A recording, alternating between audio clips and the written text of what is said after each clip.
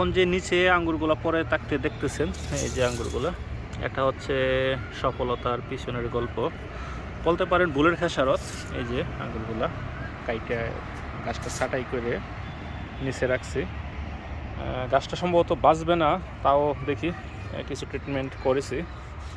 ভুলের খেসারতটা হচ্ছে ফলগুলা যখন গুটি আকার ধারণ করেছিল বা আরেকটু বড় সবুজ থেকে লাল হওয়ার ওইরকম পর্যায়ে একজনের পরামর্শে গাছের গোড়ায় রিং করে কিছু মিশ্র রাসায়নিক সার দিয়েছিলাম।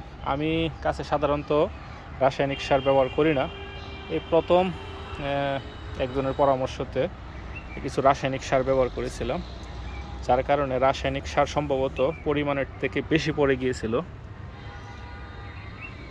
চমৎকার একটা বুলেট হেসারত দিচ্ছি। এই যে দেখেন আঙ্গুরগুলা নিচে একবারে বরবাদ, এগুলা নষ্ট হয়ে গেছে। কি বলবো, দুঃখের কথা। তবে গাছটা বাঁচলেই হইল, গাছটা যদি বেঁচে থাকে হয়তো সামনের সিজনে ফল পেতে পারবো।